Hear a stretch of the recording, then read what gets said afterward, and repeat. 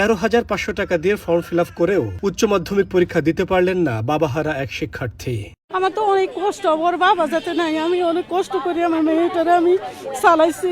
বৃহস্পতিবার সকালে পরীক্ষা কেন্দ্রে এসে রোল নম্বর খুঁজে না পেয়ে এভাবে হতাশায় বসে থাকতে দেখা যায় এই শিক্ষার্থীকে। যে শিক্ষিকাকে এতগুলো টাকা দিয়েছিলেন সেই তিনি সকালবেলা ফোনটাই তুললেন না। ওনারা বলতেছে যে ফর্ম ফিল আপ নাকি হয় নাই। আমি ফর্ম ফিল আপে সব টাকা দিছি, ওনারা বলতেছে যে ফর্ম ফিল আপ হয় নাই। ওনারা বলতেছে তুমি অসুস্থ, তুমি সামনের বছরে পরীক্ষা দিও, আর তোমার যদি টাকা পয়সা কিছু থাকে সেগুলা পরে আর কি। ম্যাম নাজমা ম্যাম আমার গ্রুপ টিচার।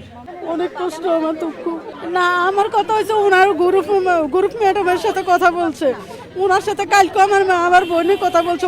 উনি যাতে আমার মেয়ে যাতে অসুস্থ ছিল, উনি আমার মেয়ের সাথে কথা বলছে কি অ্যাডমিট কার্ড নিয়ে যেতে বলি। কালকে মেয়ে আসে ঘুরে পড়ে গেছে আমার মেয়ে।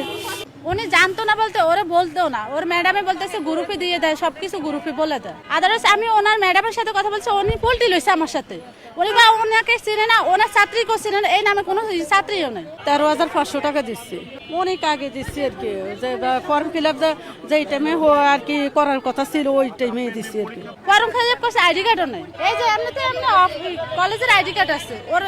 ও অনেক দীর্ঘদিন অসুস্থ, 2 সপ্তাহ ধরে অসুস্থ ছিল, বাট ও অসুস্থর কারণে আসতে পারিনি। আমি অফিস থেকে আমি আসছিলাম গতকালকে, অসুস্থ হয়ে গেছে, ও পঙ্গু হসপিটালে গেছে।